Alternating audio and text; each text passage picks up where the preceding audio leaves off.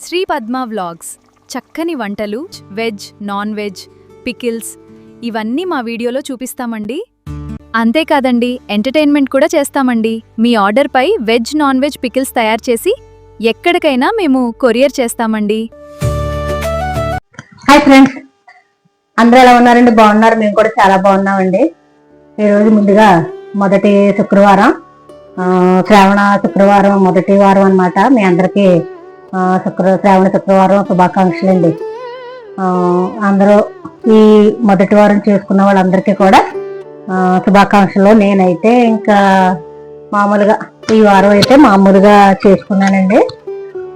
అసలైతే మూడో వారం చేసుకుందామని, ఇంకా రెండో వారం ఏమో మాకు పెళ్ళిళ్ళు అయ్యి ఉన్నాయి, ఇంకా కుదరదు, అందుకు మూడో వారం చేసుకుందామని చెప్పేసి ఇంక మూడో వారం అయితే చేసుకుంటానండి. ఈరోజు అయితే నేను దోశ వేసుకుంటున్నాను.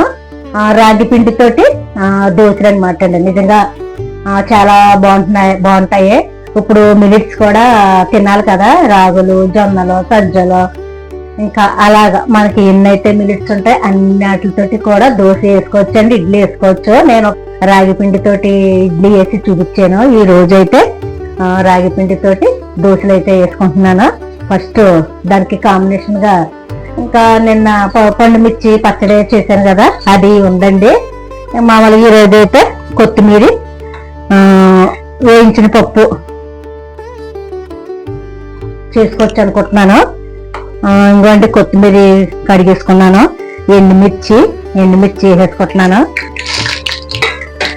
అలాగే కొంచెం కొత్తిమీర వేసుకుంటున్నానండి.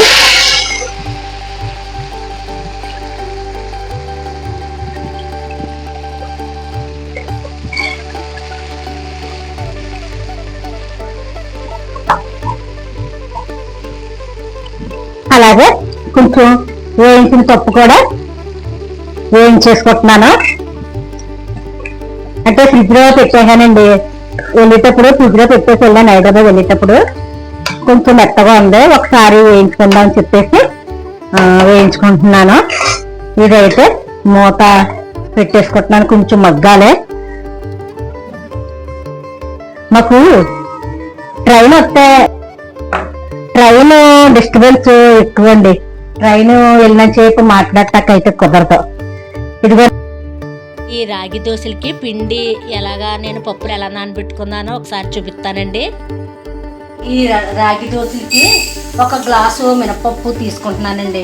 పొట్టుపప్పు అన్నా పర్లేదు, లేదంటే మనకి సాయిపప్పు అన్నా పర్వాలేదు, గుళ్ళన్నా పర్వాలేదు. నేను రాగులు అయితే 1 గ్లాసున్నర తీసుకుంటున్నానండి.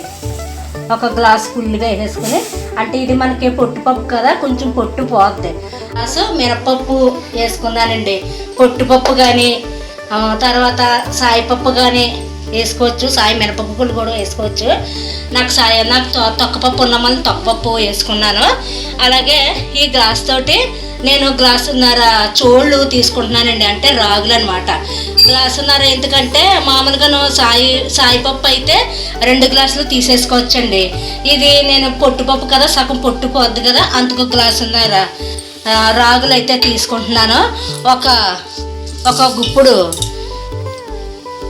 ఒక గుప్పుడు ఇదేంటి పచ్చిశనగపప్పు అయితే వేసుకుంటున్నానండి. ఇందులోనే కొన్ని మెంతులు అయితే వేసుకుంటాను. ఇవి ఫస్ట్ మనం బాగా నానబెట్టేసుకోవాలండి.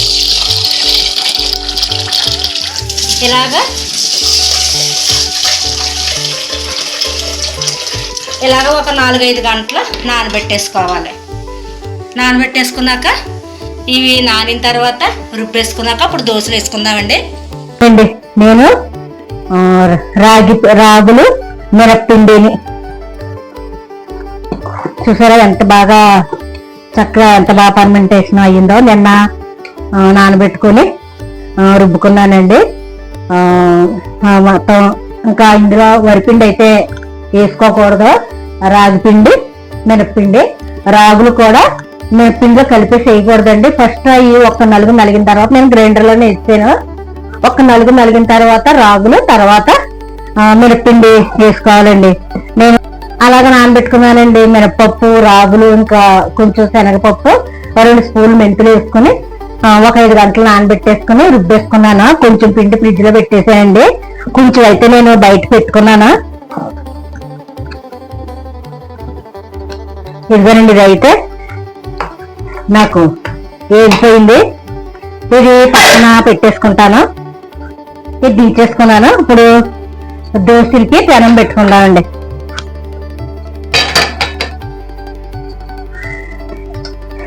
ఇందులో నేను కొంచెం సాల్ట్ వేసుకుంటున్నానండి. ఎప్పుడు మనం దోశలు అలాగా మినప్పిండే కాకుండా ఇలాగా రాగులతోటి, జొన్నలతోటి, సజ్జలతోటి కూడా తయారు చేసుకోవచ్చు. జొన్నలు కూడా జిగురు ఉంటుందండి. జిగురులోని అలా కొంచెం సజ్జలు ఇలాంటివి జిగురు ఉండవు, వాటికైతే కొంచెం బియ్యం వేసుకోవచ్చు. ఇగో నేను ఎలాగా చేసేసుకున్నాను. చక్కగా బాగా పులిసిందనమాట. పెనం కాగినాక నేను దోశలు అయితే వేసుకుంటానండి. అలాగే పచ్చడి కూడా చల్లారాక మిక్సీ పట్టుకుంటాను.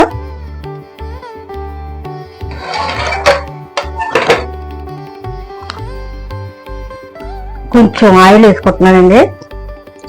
ఆయిల్ వేసుకుని ఒక్కసారి నేను ఇలా క్లాత్తో తీసేసుకుంటాను. చాలా రోజులైంది కదా వేసి తోవేసాను. ఒకసారి ఇలాగ ఆయిల్ వేసుకుని తీసేసుకుంటే ఇదిగోనండి, నేను రాగి పిండితోటి దోశలు. అమ్మలు అవి కూడా కామనే కదా, ఇలాగ అప్పుడప్పుడు ఇలాగా వేసుకొని తింటే బాగుంటుందండి. ఇంకొండ అట్టు కూడా మాకు చాలా బాగా వచ్చేస్తుంది.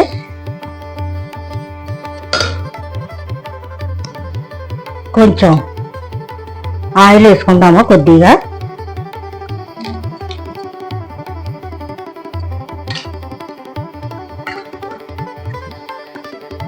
ఈలోగా పచ్చడి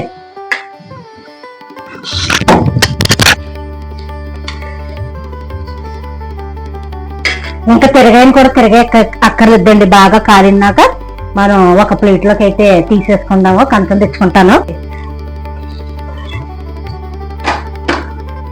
మళ్ళీ ఇంకోటి వేసేసుకుందాము.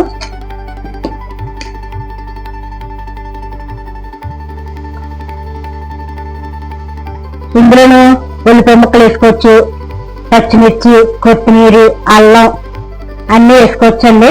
ఇంకా నేను అవి వేయట్లేదు. ఇంకా ఎలాగా పచ్చళ్ళు ఉన్నాయి కదా, నిన్న నిజంగా పండు మిరపకాయ పచ్చడి ఉందండి. నిజంగా చాలా టేస్ట్గా ఉందండి. ఇంకా నేనైతే నిన్న మధ్యాహ్నం ఇంకా అన్నం కూడా తినలేదండి.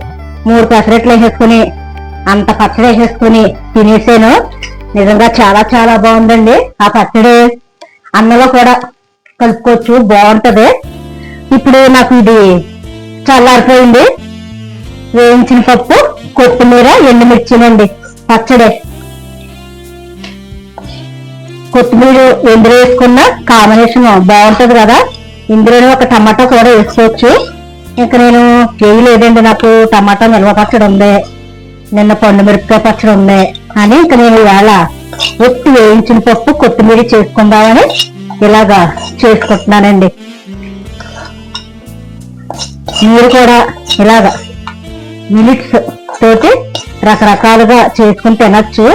మంచిదండి, ఆరోగ్యానికి అయితే చాలా మంచిది. నాకు ఇది కూడా అయిపోయింది, తీసేసుకుంటున్నాను.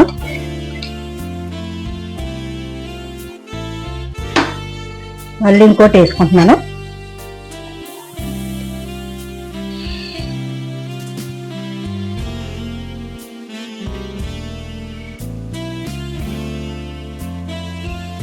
ఇలాగ నేను పచ్చడి రుబ్బేసి ఈ దోశలు వేసేసి అప్పుడు మళ్ళీ మీకు చూపిస్తానండి.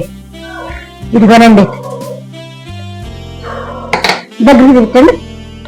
నేనైతే కొత్తిమీర పచ్చడి, కొత్తిమీర, వేయించిన పప్పు, ఎండుమిరపకాయలు అయితే నేను చేసుకున్నానండి. పచ్చడి ఎప్పుడు కూడా గట్టిగా ఉండకూడదండి, ఇలాగ పలచగా ఉండాలి, ఇలా పలచగా ఉండాలి. ఇదిగోనండి, నాకు రాగి దోశలు అయితేనే